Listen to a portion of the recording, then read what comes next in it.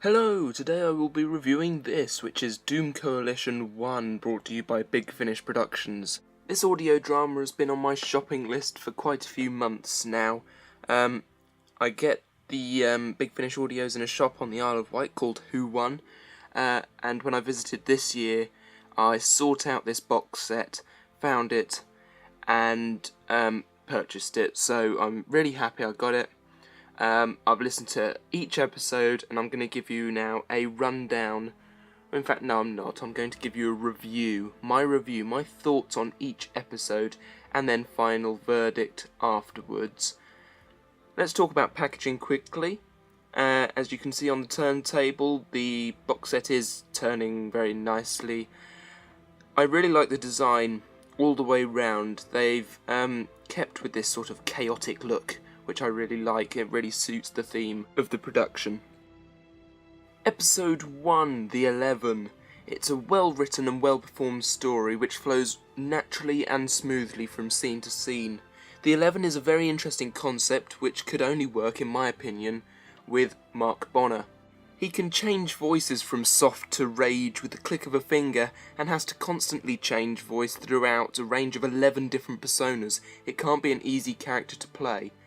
Paul McGann's Doctor should have had more TV time. He performs stunningly as ever in the audio dramas.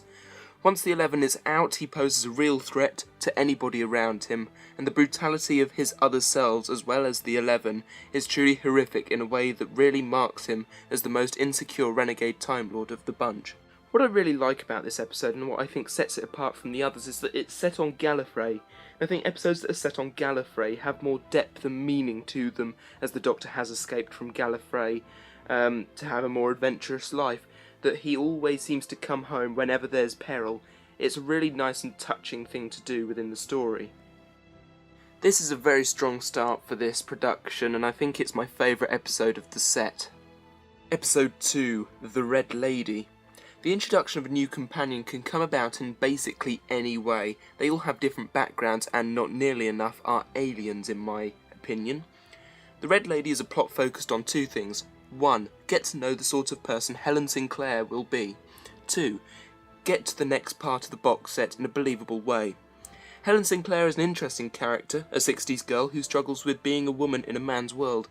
This was always a problem in that era of the 1900s. Women had got the right to vote in the war, but in the 20 or more years after, they were still not as accepted as they should have been. The Red Lady is an interesting concept, where even the thought of her becomes a weakness, and she can come for you.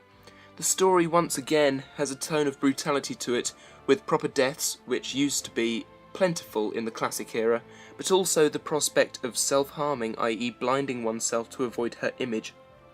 Overall, the plot followed nicely, and there was a bit of a sense of imminent peril, which seemed to not be escapable until the last minute.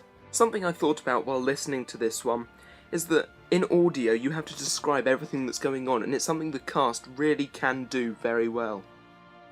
Episode 3 is titled The Galileo Trap. Unfortunately, I find that this is the weakest episode of the set. The acting is a bit 50-50, with Paul McGann and companions doing alright, especially Helen's character, who really goes for it, this being her first time travelling.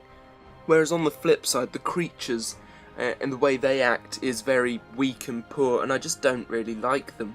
I also found the plot to be very sloppy, with random bunches of different things going on all the time and at different times and on top of each other. One minute we're with Galileo and the Doctor, the next minute we're with the companions who are in the woods, and then they're in a spaceship, and it all goes really weird.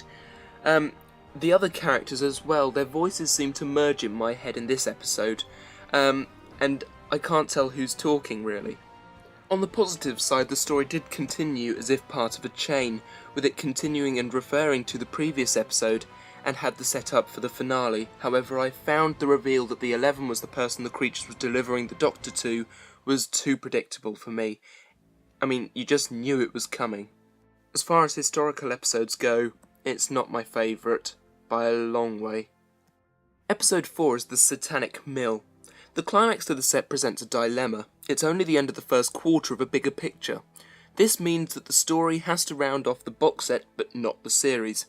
The links with Galileo's time and the Time Lords noticing a disturbance with time was a good way of wrapping up the stories we've heard so far.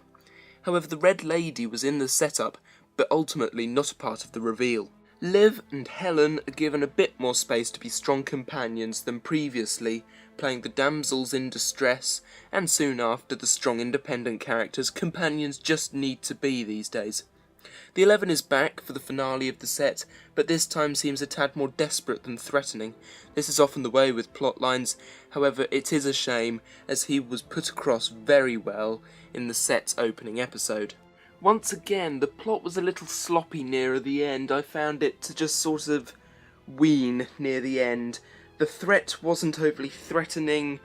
The noise of him being burnt by the sun was a bit unrealistic for me, and I couldn't really see it happening. However, I did find Helen Sinclair saving that group of people being a round-off to her induction as a new companion, and it really sets her into a good stride. So, the verdict. This is a great jumping on point for first-time listeners of the 8th Doctor line, and a very good series overall. I'd recommend it to anybody who's not tried Big Finish before, and I'd recommend it to the fans as well, who probably already have it. The beginning is better than the end in my opinion, and this is something I hope is addressed in Doom Coalition 2. I'm very pleased I got this, and I look forward to the next instalment. Thank you for watching. Goodbye.